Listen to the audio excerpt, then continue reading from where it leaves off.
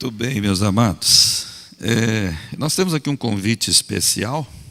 A Igreja Presbiteriana do Bosque, a nossa filha, né? Nos convidando para a reinauguração do templo, do novo templo. Então vem aqui o enunciado, né, dizendo: vimos por meio desta convidar a amada igreja a participar conosco do culto de ações de graças ao Trino Deus, com grande oportunidade de um tempo de gratidão a Deus na pré-inauguração do templo novo da Igreja Presbiteriana do Bosque. Será no próximo domingo, dia 24, às 19h30, e nesta ocasião estará pregando um pregador bem ruinzinho. Tá? Se não é ruinzinho, é pequenininho. Muita honra, estaremos lá, né, como presidente do presbitério, né, congratulando lá com os irmãos por essa bênção de Deus, né? Vem assinado aqui pelo reverendo Reginaldo, que é o pastor da Igreja do Bosque. Então, está aí, está contado o convite, né? Mas também já está no Face, está na mídia, está tudo quanto é lugar, né? Ovídia. Hoje você não está ouvindo de Tatuí, né? Você está ouvindo daqui mesmo, né? Que bom. Seja bem-vinda, viu? Que bom. Amados, vamos abrir a palavra do Senhor para a nossa meditação nessa noite. Tiago, capítulo 4, versículos 7 ao 10. Nós vamos conversar um pouquinho hoje sobre como resistir ao diabo. É importante a gente saber isso, porque ele não tem nenhum escrúpulo em ficar nos atentando. Ele não tem nenhum problema em ficar nos futucando, né? Então a gente precisa aprender como resisti-lo acima de tudo, né? Então a palavra do Senhor em Tiago capítulo 4, versículos 7 a 10, diz assim: sujeitai-vos, portanto, a Deus, mas resisti ao diabo, e ele fugirá de vós. Chegai-vos a Deus, e ele se chegará a vós outros. Purificai as mãos, pecadores, e vós que sois de ânimo dobre, limpai o coração. Afligi-vos, lamentai e chorai. Converta-se o vosso riso em pranto, e a vossa alegria em tristeza. Humilhai-vos na presença do Senhor, e Ele vos exaltará. Amém? Vamos orar mais uma vez. Querido Espírito Santo de Deus, nós abrimos agora a nossa mente, o nosso coração, a nossa vida, para que o Senhor venha ministrar a cada um de nós, de modo que nós saímos daqui plenamente certos, convictos daquilo que o Senhor deseja para as nossas vidas. Nós pedimos que seja assim, para a glória do Teu nome, no nome de Jesus. Amém. Como resistir ao diabo? Eu já conversei com gente que diz assim: pastor, pelo amor de Deus, não fala no nome daquele. Gente que tem assim um pavor mortal dele, do inimigo, do cramunhão, Satanás, diabo, capeta, enfim, o nome que você quiser dar para esse ente, para esse ser, né? E quando na verdade nós não devemos ter medo dele, não. Muito pelo contrário, é ele que tem que ter medo da gente. É bem ao contrário, né? Aliás, eu falava de um versículo no domingo que expressa isso, né? Quando eu disse que, citando lá em Mateus 16, né? 18, quando Jesus diz que as portas do inferno não prevalecerão contra a igreja. Só que a gente toma esse versículo, né? E a gente faz a seguinte interpretação: a igreja de portas fechadas, o inferno tentando arrombar. Quando é o contrário, é o inferno de portas fechadas e a igreja arrombando as portas do inferno. É bem o contrário. Então quem tem que fugir, quem tem que escapar, quem tem que nos evitar, quem tem que sair por longe da gente, é o inimigo, irmãos. Somos nós não, é ele. Não dê moral para ele não, porque não tem moral nenhuma. Ele não tem nenhuma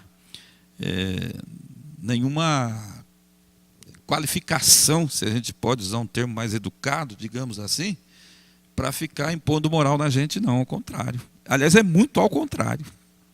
É bom que a gente entenda isso, né? Uma coisa que a gente aprende aqui nesse texto é que o que gera a fuga do diabo de nós é a nossa total sujeição a Deus. Daqui a pouco eu vou falar um pouco mais sobre isso, mas é importante que de imediato a gente entenda isso, né? O que faz com que o inimigo se afaste da gente é a nossa aproximação de Deus. Quanto mais nós nos aproximamos de Deus, quanto mais perto de Deus nós estamos, ele realmente fica muito sem jeito de se aproximar da gente. Certo? Você pode dar um glória a Deus? Então se aproxime cada vez mais de Deus. Se achegue cada vez mais de Deus. Busque cada vez mais a Deus. E com certeza você vai estar nessa proteção de Deus para a sua vida. Você está debaixo dessa proteção de Deus. Agora, também é importante a gente ressaltar o seguinte, que resistir a Satanás, como ele diz aqui, resistir ao diabo, ele fugirá de vós. Resistir a Satanás implica em duas coisas muito importantes. Primeiro é resistência mesmo. É não dar moral. É não dar conversa. É não dar espaço. É não deixar ele crescer diante de nós. É fazer ele reconhecer a insignificância do seu próprio lugar, que aliás Jesus já deixou bem claro que é debaixo dos nossos pés. Certo? Essa é uma forma de resistência. Mas uma segunda forma de resistência, aí eu tenho que dizer para você que, embora ele tenha que permanecer na sua insignificância, né? Por outro lado, a Bíblia diz também que ele é sagaz, ele é inteligente, ele é muito esperto. Eu vou te dar umas dicas assim. Por exemplo, quando a pessoa tem medo, até da palavra diabo, ele usa exatamente esse medo. Ele usa justamente essa opressão do medo, do apavoramento, para oprimir, para cercear, para cercar a pessoa, para fazer com que a pessoa, por conta da angústia e do medo, ceda aos seus caprichos. Mas quando ele percebe que a pessoa não lhe tem medo, ele dá uma de amiguinho. Ele dá uma de bonzinho. Ele usa uma inteligência rara que ele tem, porque ele tem uma inteligência muito rara, e ele já está habituado a lidar com o ser humano há pelo menos mais de 10 mil anos. Não é? Então você avalie como, só de olhar para a gente, ele já sabe mais ou menos caracterizar. Fulano funciona assim, o fraco do Chiquinho é esse, o problema do Nélio é esse, a dificuldade do Felipe é esta, e aí ele entra justamente no vácuo. Por isso que nós não devemos abrir brecha. A brecha é o vácuo, é o espaço onde muitas vezes ele adentra, é o espaço onde ele muitas vezes toma conta das coisas da nossa vida. Como diz o nosso querido pastor Cote, ele arma o laço, ele arma a isca e nós mordemos a isca. Porque ele conhece, de tanto lidar com o ser humano, ele sabe as nossas fraquezas. Aliás, graças a Deus, nós que não temos essa habilidade dele, sabemos lidar um com o outro. Basta a gente conviver um pouquinho com o Fábio, a gente já começa a descobrir a fraqueza dele, né? Né, Fábio? Um casal, um conhece a fraqueza do outro. Conhece ou não conhece? Claro que conhece. Assim como a gente sabe os pontos fortes das pessoas, o inimigo também sabe os nossos pontos fracos. E é justamente por aí que muitas vezes ele age. Então resistir também significa a gente não se deixar levar nos nossos pontos de fragilidade, nos nossos pontos de fraqueza, que todos nós temos. Eu tenho, não vou dizer nem sob tortura, mas eu tenho meus pontos fracos. Você tem os seus pontos fracos. E não é nosso propósito expor ninguém aqui, mas o fato é que nesses pontos fracos é onde ele instiga, é onde ele trabalha. E muitas vezes é onde ele leva a êxito. Se ele não nos pode apavorar, se ele não pode muitas vezes meter medo na gente, ele vem assediando com as suas propostas, ele vem assediando com os seus pratos feitos naquelas coisas que a gente é fraco.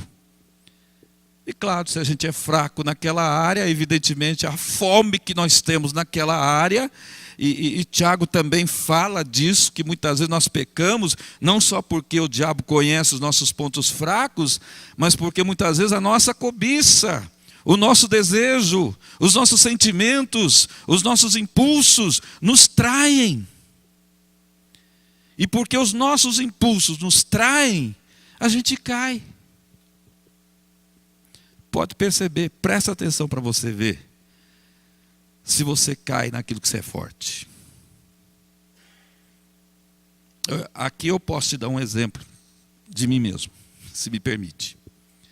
Eu sou uma pessoa tremendamente de fácil relacionamento. Eu dificilmente tenho dificuldade, mesmo com as pessoas um pouco mais difíceis, eu tenho muita facilidade de relacionamento. Então, às vezes a pessoa vem, diz coisas, e me ofende, e fala coisas que me machucam. Claro que naquele momento que eu estou sendo machucado, eu fico até meio bravo. Dá até uma vontadinha de pular no pescoço. Mas é só uma vontadinha. Dificilmente você vai me ver me insurgindo contra alguém. Nesses 56 anos de vida, eu não me lembro que eu tenha me insurgido contra alguém dessa maneira. Tentado calar o sujeito na força. Nunca fiz isso.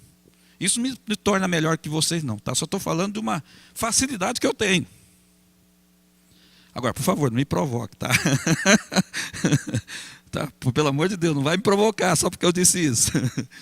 Tá? É muito difícil brigar comigo. Então, ele não vai me atacar nessa área. Mas a pessoa vem e fala uma bobagem, naquele momento me dá uma certa ira, me dá uma raiva, até me dá vontade de fazer alguma coisa com a pessoa, mas daqui a pouco, nada, não vale a pena, larga para lá. Besteira, eu não vou perder tempo com uma coisa tão pequena como essa. E eu toco a vida para frente, a vida segue. Mas tem pessoas, por exemplo, que se você olhar diferente para ela, pronto, já era. Pode ter certeza que na próxima esquina, nem que for na esquina da vida, o sujeito vai te pegar, e vai te pegar mesmo. Ele entra naquele esquema, a fome não bate uma vez só, hoje quem está por cima, amanhã pode estar por baixo, uma hora ele pode precisar de mim, e vai chegar o dia, o mundo dá muitas voltas e tal, e ele fica chocando aqueles ovos de áspide, que é a cobra mais venenosa que existe na face da terra, fica chocando aqueles ovos de áspide, e aí um dia, por alguma razão, aquela pessoa que ele tem marcado, precisa de alguma coisa, ou necessita que está no poder dele fazer alguma coisa, e fala, agora é a hora da minha vingança. E aí ele, se me permite usar o termo, come gostosamente aquele prato frio da vingança contra aquela pessoa, com todo o instinto de perversidade. Você está vendo como o diabo é sujo? Ele tenta fazer isso com a gente. E muitas vezes ele consegue. Então é importante Paulo diz isso na sua segunda carta aos Coríntios, que a gente não pode ignorar os sentimentos, as ações, as intenções do inimigo, porque ele realmente faz isso para tentar jogar um contra o outro. E às vezes a gente cai no laço. Como eu já disse, a gente morde a isca. E a gente depois se arrepende fragorosamente, né? Porque às vezes pode perder coisas muito importantes por conta disso, né? Então resistir também é isso. Eu preciso me conhecer. Eu preciso saber quais são as minhas reações diante de determinadas situações. Eu preciso saber exatamente onde estão os meus pontos fracos, porque é aí que eu preciso fortalecer a minha cerca, é aí que eu preciso fortalecer a minha fé, é aí que eu preciso realmente oferecer uma resistência muito grande, porque é aí que ele vai trafegar para encontrar um meio, uma brecha, um jeito de tentar nos derrubar. Resistência também é isso. Quando a gente entende isso, com toda certeza, a gente põe ele para correr. Porque ele vem do teu ponto fraco, mas você é uma pessoa vigilante, por isso que a Bíblia fala tanto de vigilância, né? Orar e vigiar. Então, quando você é uma pessoa vigilante com respeito à sua personalidade, o seu caráter, a maneira como você age, como você é, ele até vem no teu ponto fraco, mas quando ele vem no teu ponto fraco, como você está vigilante, você põe ele para correr.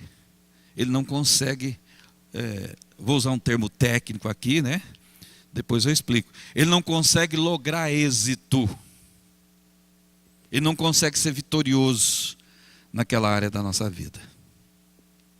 Você está entendendo, meu irmão? Amém? Se você sair daqui entendendo só isso, já posso até acabar minha aula aqui, a gente ir embora para casa e descansar mais cedo. Porque isso já vai ser suficiente para você ter... subsídio, conteúdo, capacidade, condições para você poder vencer, botar o inimigo para correr. E só deixar uma coisa bem clara, o diabo não é um inimigo que você tem que vencer, ele já é vencido. Jesus já venceu ele lá na cruz. É importante ressaltar isso, porque às vezes a gente acha que as coisas do bem e as coisas do mal, o bem só vai vencer lá aos 45 minutos do segundo tempo, às vezes na prorrogação, aproveitando essa linguagem de Copa, né, que nós estamos vivendo agora. Às vezes no último minutinho do jogo, aí que o bem vai vencer. Não. Gente, o bem já venceu lá atrás com Jesus. Paulo diz lá em Romanos que em Cristo Jesus nós somos o quê? Mais que vencedores. E a palavra que aparece lá no grego para mais que vencedores é super vencedores. Não é só vencedores, porque vencedores tem muitos. Mas nós somos super, hiper vencedores. Glória a Deus por isso, né? Agora, gente, Tiago nos faz uma proposta. A proposta que o apóstolo Tiago nos faz é que se você quiser ser vencedor, se você realmente quiser vencer o inimigo na sua vida, e se você quiser de fato botar o inimigo para correr, você precisa descer. Você precisa fazer a jornada da humilhação. Agora a minha questão, até quando eu estava orando e preparando essa palavra, né? Mexendo com essa palavra, eu estava pensando justamente, será que a gente está pronto para isso? Para descer? E talvez aí seja exatamente o ponto que o inimigo mais logra êxito na nossa vida. Nós somos difíceis de descer. Nós não queremos trilhar o caminho da sujeição. Nós temos dificuldades em trilhar o caminho da desonra, o caminho da humilhação. Aí eu encontro lá em Filipenses uma palavra que Paulo diz assim: irmãos, eu aprendi a viver contente, satisfeito, alegre, em toda e qualquer situação. E ele vai enumerando as situações ali, e uma delas que ele enumera é justamente essa. Eu sei, eu fico muito contente quando eu sou honrado. E quem não fica? E aí ele diz, mas eu também fico muito contente quando eu sou desonrado. Ai, ai, ai. Agora a pergunta é, quem é que fica?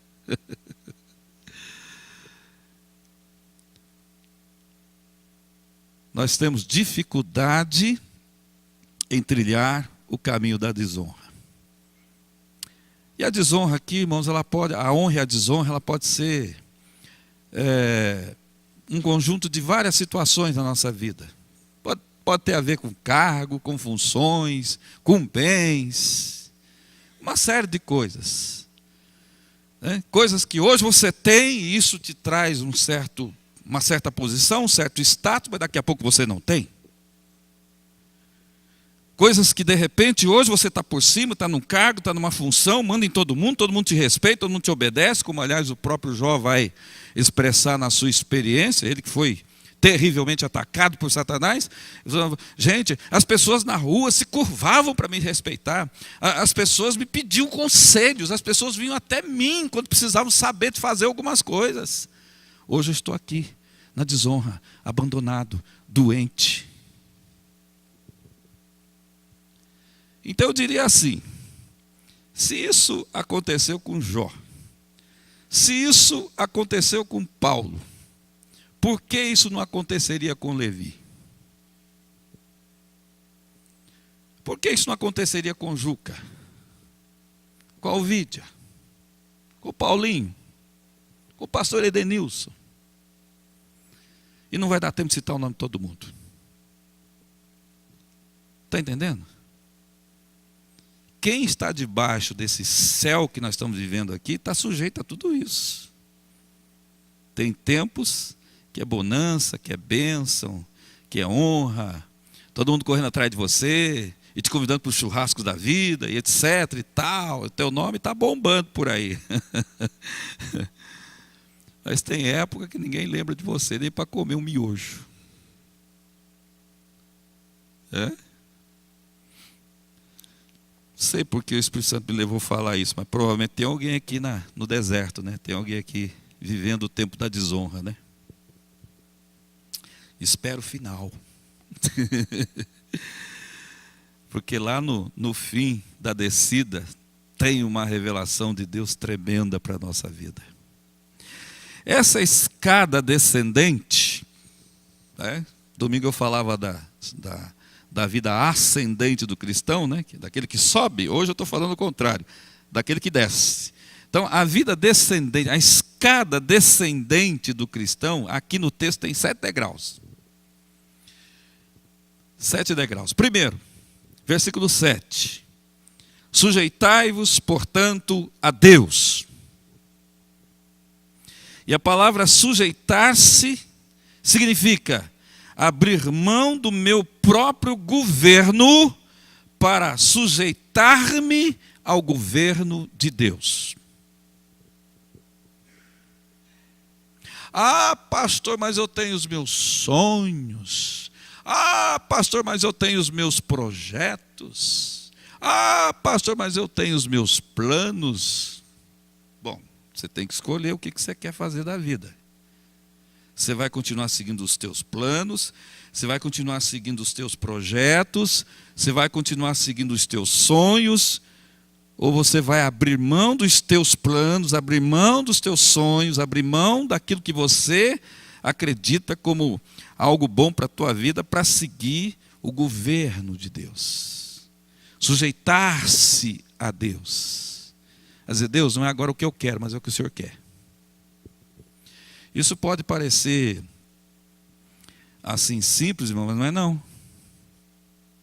Porque quando alguma coisa não dá certo na nossa vida, como é que a gente fica? Louco de alegre, né? Ora até em línguas, né? Que nada, a gente fica bravo, chateado. Não vou mais na igreja. Quer saber mais desse negócio? Não é verdade? Ué. Começa pela sujeição ao governo de Deus.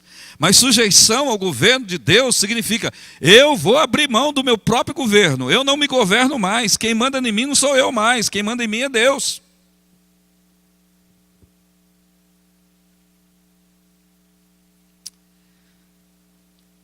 Você não se manda mais, meu queridinho. Se você quiser botar o diabo para correr, Deus é que tem que mandar na tua vida. Amém? Eu sei que é difícil dizer amém para isso, mas é verdade. Eu abro mão do que eu quero para me submeter, para me sujeitar ao que Deus quer. Segundo degrau, nós estamos descendo, presta atenção, nós estamos descendo. Estamos subindo não, nós estamos descendo. Segundo degrau, a aproximação de Deus. Infelizmente, o que a gente mais percebe são as pessoas se afastando de Deus, quando na verdade elas teriam que se aproximar de Deus. Quanto mais perto nós estivermos de Deus, mais perto Ele estará de nós. Por isso que o inimigo não pode se aproximar. Olha que coisa. Chegai-vos a Deus, versículo 8, e Ele se chegará a vós outros. Então o contrário também é verdade. Se nós não nos chegarmos a Deus, Deus também não se chegará a nós. Isso também é verdade.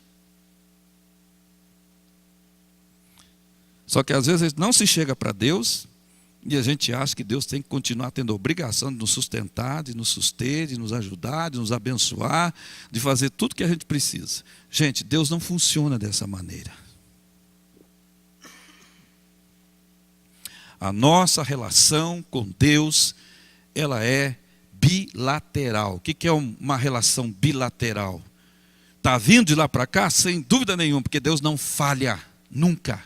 Ele é sempre fiel, nós acabamos de cantar isso. Mas também precisa ir daqui para lá.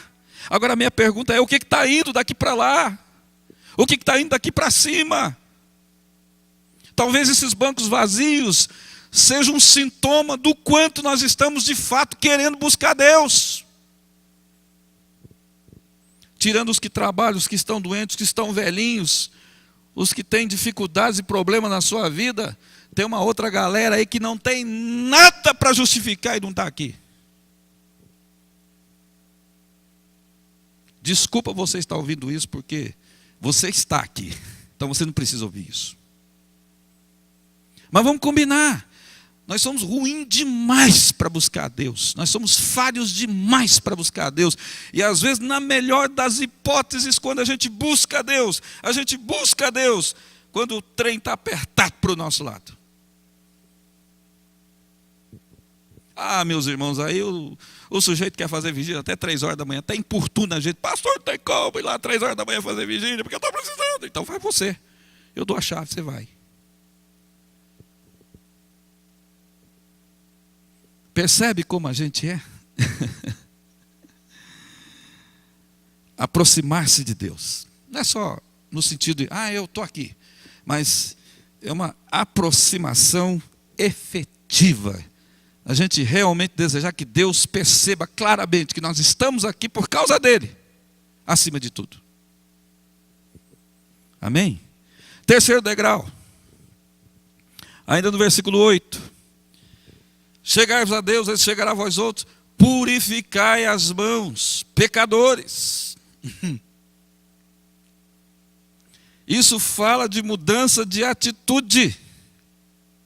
As nossas ações precisam ser reflexo, resultado direto das nossas intenções.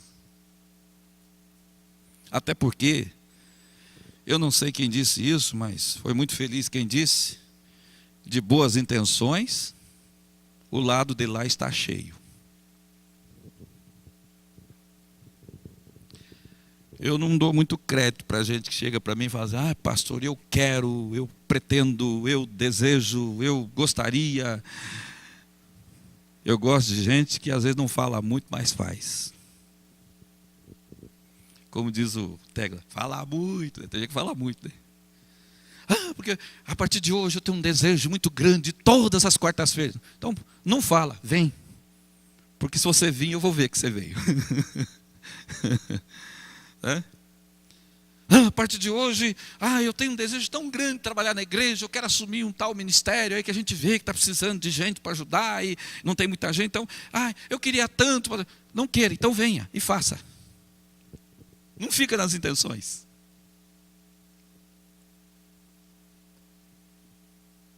A minha esposa não fica todo dia de manhã dizendo assim: ai, eu tinha uma vontade tão grande de fazer um almoço tão gostoso para vocês, mas olha, se vira nos 30. Não, ela não fala nada. Ela vai lá para a cozinha e tal, quando chega o almoço está pronto lá na mesa, bonitinho para todo mundo comer. E não é por nada não, meus irmãos, não é à toa que eu sou assim fofinho. Essa mulher sabe cozinhar como ninguém. É? Eu tenho que fazer uns pontinhos com ela aqui também, né? Claro. Não fica lá, é porque eu queria fazer uma comida assim, essa. Faz e pronto, acabou. A hora que a gente comer, a gente vai dizer que está gostoso, que está bom, que está excelente. Nossa, foi maravilhoso. Comemos até demais. Hã? Não é assim? Então, Deus gosta de ver em nós, irmãos, atitudes. O que Ele vê em muitas pessoas, infelizmente, é intenções. Eu quero, eu desejo, eu pretendo. Não. É melhor você, aliás, Eclesiastes fala isso, é melhor você não prometer nada e simplesmente fazer e pronto. Do que aqueles que ficam prometendo e nunca chega, nunca faz. Tem gente que vai para o céu, que vai para o inferno fazendo promessa. Mas tem outros que nunca fizeram uma única promessa para Deus. E estão agradando muito o coração de Deus, porque estão agindo, não estão simplesmente prometendo. Mudança de atitude. Ou atitudes maiores que as nossas intenções. Quarto lugar, quarto degrau, nós estamos descendo. Firmeza de propósito. O versículo 8 também diz: e vós que sois, espero que não tenha um de ânimo dobre aqui, tá? E vós que sois de ânimo dobre, limpai o coração. O que é uma pessoa de ânimo dobre? É aquela pessoa indecisa. Não sabe se vai ou se não vai, se fica ou se vai, se vou porque vou, se não vou porque não vou, e fica naquela indecisão. É dúbio. Eu vou usar um termo bonito aqui, depois eu te explico, tá? É pusilânime, covarde. Não ata nem desata. Deus gosta de gente que ou ata ou desata.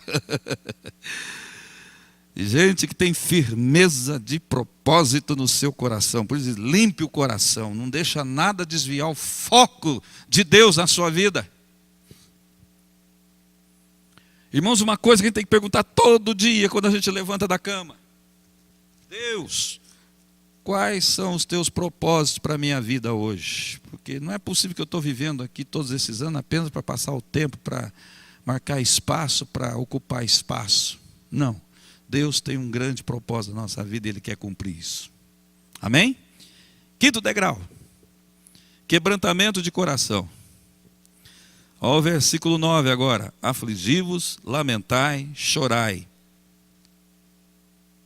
Eu acho legal isso porque às vezes a gente pensa assim: eu preciso ser perfeito. E eu tenho uma boa e uma má notícia para você. A má notícia é que você nunca vai ser perfeito. A boa notícia é que você pode pelo menos tentar. Aí você diz: espera aí, pastor, mas se eu nunca vou ser perfeito, por que eu tentaria? Porque isso agrada a Deus. Mesmo eu sendo um sujeito errado como eu sou, humano como eu sou, sujeito a todas as falhas como eu as tenho, aleluia, glória a Deus, na misericórdia do Senhor, eu posso quebrantar o meu coração diante de Deus. Eu posso me entristecer pela minha miséria e pelo meu pecado, e eu posso procurar um caminho melhor para a minha vida a cada dia. Você não é do tipo de pessoa que procura melhorar em tudo? Olha, eu vou ser sincero, eu procuro. E concorde você ou não, eu vou dizer, eu acho que na minha idade hoje eu estou muito melhor que aos 20. Até acho que eu estou mais bonito. Tudo bem, se você não concordar também, não vai fazer diferença nenhuma. Fica na paz. Mas eu acho. Eu sou muito melhor hoje do que eu era 30, 40 anos atrás. Muito melhor. Eu não era lá, aquele menininho sardentinho, perdidinho. Hoje nem sarda eu tenho mais. Tá de tanto fazer barba, as sardas caíram. Mas eu me sinto muito melhor. Agora, você fala, bom, mas você se sente melhor, e aí? Ah, mas tem muita coisa que pode melhorar, e muito. Eu fico me imaginando daqui a 30 anos, quando eu tiver 86 anos, como eu vou estar muito melhor. Claro que fisicamente acabado, claro, evidentemente, mas interiormente, espiritualmente, muito melhor. Tem um pastor que vem dos Estados Unidos pregar nessas conferências aí. Caramba, estou vendo ele, esqueci o nome dele agora. Mas ele já é bem velhinho, 80 e poucos anos. Uriel. Não, não é Uriel, não. Uriel é outro. É um que é bem amigo do Malafaia lá. Mas enfim, eu olho para ele, irmãos, e falo, meu Deus, é assim que eu quero ser. Mais de 80 anos, e o homem prega, que é uma beleza. Não precisa fazer esforço. Pensa num cara que não precisa fazer esforço. Parece que ele não precisou nem de estudar. Né? Parece que ele abre o texto e tudo já pula assim para ele. Assim. Não precisa nem ficar fazendo esboço. É uma maravilha. Com 80 anos, acho que eu vou estar assim. Isso me chama a atenção. Muito melhor. Então a necessidade da gente quebrantar o nosso coração, da gente não ficar tentando ficar se justificando. Ai, sabe, eu fiz isso, mas por causa daquilo, tem isso, mas tem aquilo outro. E a gente fica tentando transferir, sabe, aquela velha história da transferência. Porque papai, porque mamãe, porque não sei quem, porque a sociedade, você viu como é que está a sociedade, olha o mundo que nós vivemos, está difícil de ser crente hoje, então porque está difícil de ser crente hoje, eu não sou crente, peraí. Vamos assumir aquilo que de fato é nossa responsabilidade. Com gente assim o diabo não pode, irmãos. Porque toda vez que ele vem para acusar, ele perde a graça. Porque como é que ele vai acusar uma pessoa que já está dizendo, eu sei, eu sou um pecador. Mas eu posso confessar o meu pecado, eu posso resolver o meu pecado diante de Deus, eu posso resolver minha situação diante de Deus e mudar o rumo da minha vida. Isso o diabo não pode.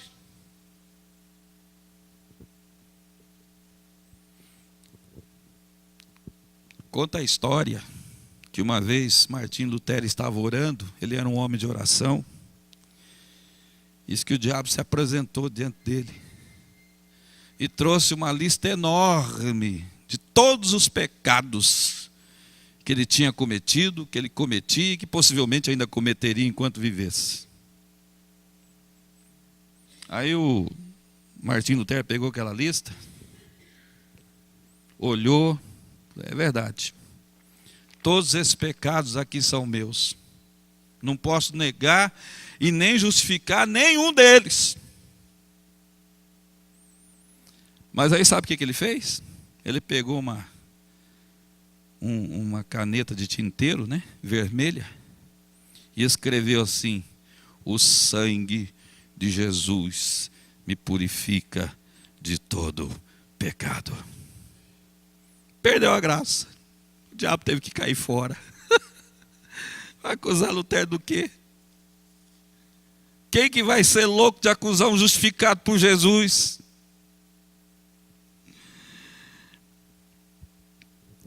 O sexto degrau, irmãos, nós já estamos chegando no sétimo, tá? O sexto degrau é levar a sério as advertências de Deus. É muito importante. Quando ele diz, afligi-vos, lamentai, chorai, converta-se o vosso riso em pranto e a vossa alegria em tristeza. Isso significa não só quebrantar o coração, entristecer-se pela nossa miséria, mas também levar a sério as advertências de Deus. Deus sempre manda os seus avisos. E a gente precisa estar atentos a eles. Porque tem gente que está sendo avisada e ela não está nem aí. Está tocando a vida dela do jeito que ela acha que deve.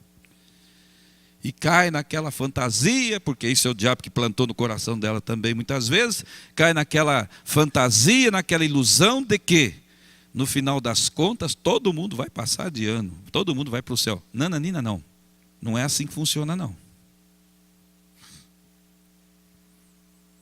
Para o céu só vai pecador remido e lavado pelo sangue de Jesus.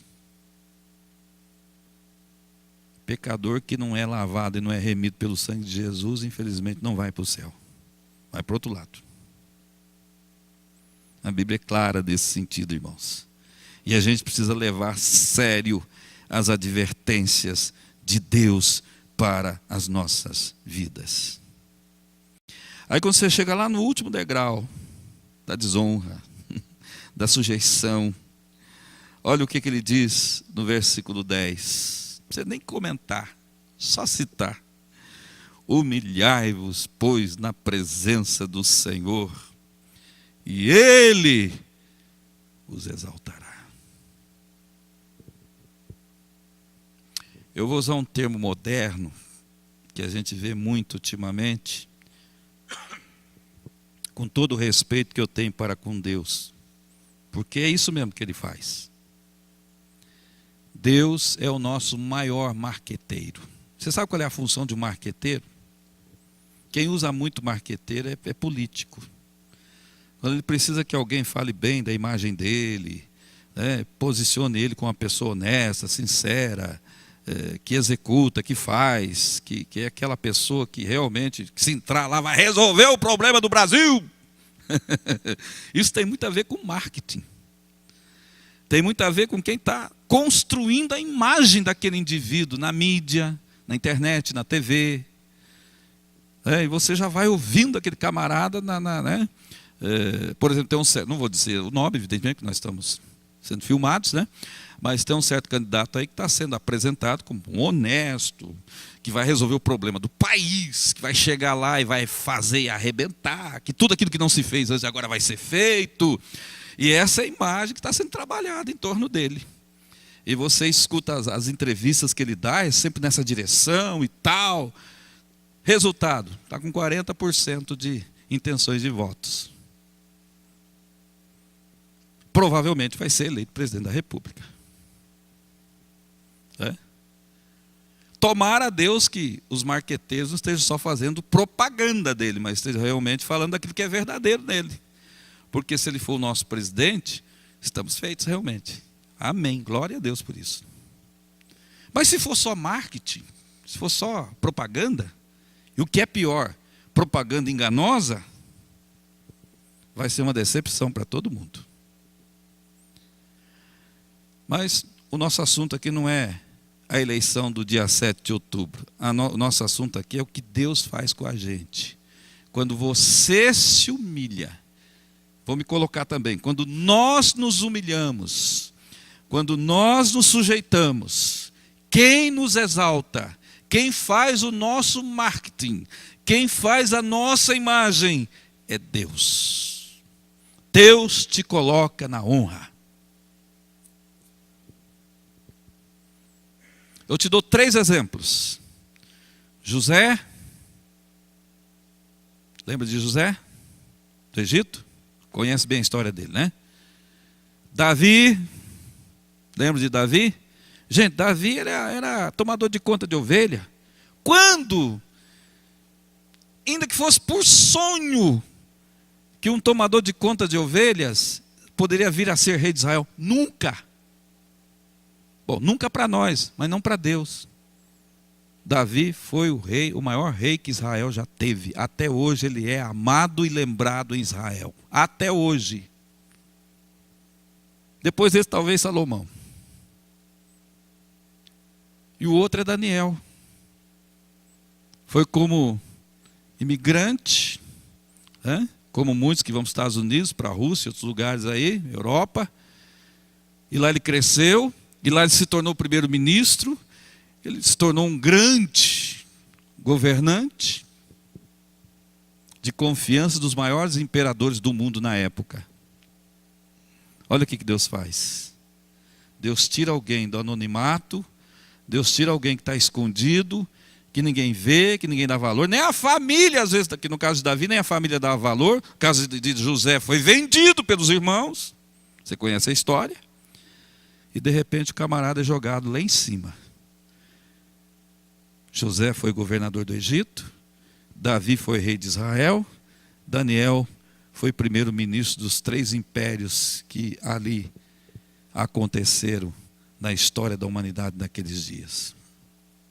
Agora, gente, o que eu quero dizer para você é o seguinte: o Deus que fez com José, o Deus que fez com Davi e o Deus que fez com Daniel, pode fazer com Levi, pode fazer com House,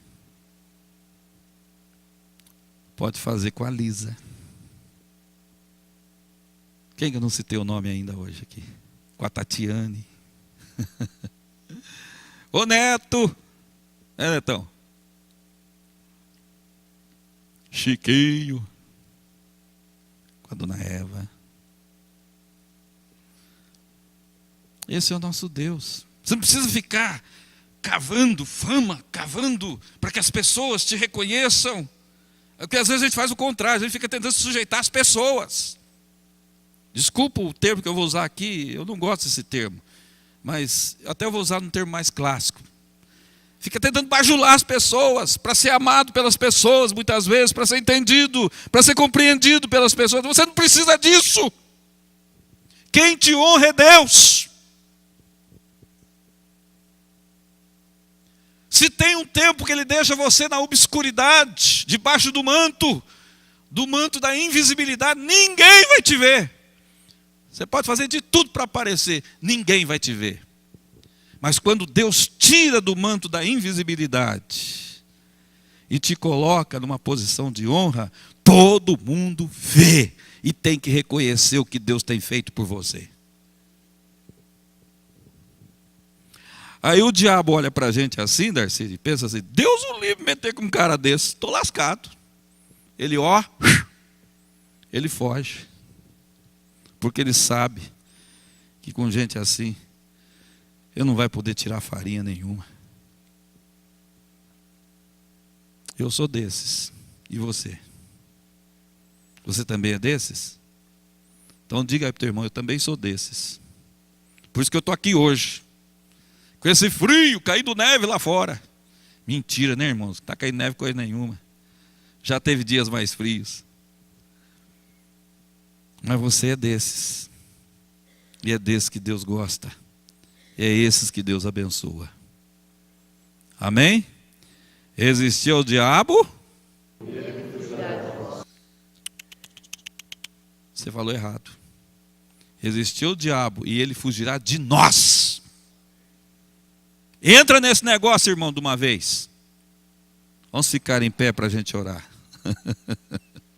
Senhor, em nome de Jesus, te louvamos, te exaltamos, te engrandecemos, mas também nessa noite, Pai, entendendo a Tua palavra, nós queremos nos sujeitar inteiramente a esses degraus de descida, ainda que muitas vezes desonrados, humilhados, ainda que muitas vezes perdendo, ainda que muitas vezes, ó Deus, sendo chacoteados, incompreendidos, ainda que muitas vezes, ó Deus, às vezes sendo colocados no anonimato. Ó Senhor, nós queremos nos sujeitar ao Senhor, porque não só com isto resistimos a Satanás e o fazemos correr da nossa vida, como principalmente somos exaltados e honrados pelo Senhor. Queremos te dizer nessa noite, Pai, que o que nos interessa é sermos honrados pelo Senhor, é sermos conhecidos pelo Senhor e reconhecidos pelo Senhor, como foi Davi, como foi José, como foi Daniel, como foi Jó. Oh Senhor, é assim que nós queremos ser, é assim que nós desejamos que essa igreja seja, para que o teu nome seja exaltado nessa cidade, para que o Senhor seja louvado e engrandecido das nossas vidas, ó Pai. Que a gente saia daqui com essa palavra no nosso coração, e a gente saia daqui aplicando essa palavra nas nossas vidas, ó Deus, para que o Senhor seja exaltado em tudo em que nós falarmos, pensarmos ou agirmos. E agora, Senhor, continue nos dando uma semana de paz, de bênção, de alegria, uma semana de grandes realizações e vitórias, e que nós já estejamos preparando para esse fim de semana, Senhor, para que seja um fim de semana de bênção na nossa vida, buscando ao Senhor, nos aproximando do Senhor cada vez mais. Pedimos isto para a glória do teu nome, em nome de Jesus. E a graça de nosso Senhor e Salvador Jesus Cristo, o amor de Deus, o nosso eterno e poderoso Pai, a consolação, a unção, o poder, a orientação, os dons do Espírito Santo possam repousar sobre cada um que aqui veio nessa noite e sobre todo Israel de Deus, espalhado pela face da terra hoje e para todos sempre. Amém. Antes de nós, aliás, enquanto eu vou até a porta para te cumprimentar, dá um abraço bem fraterno e gostoso aí no irmão que está pertinho de você.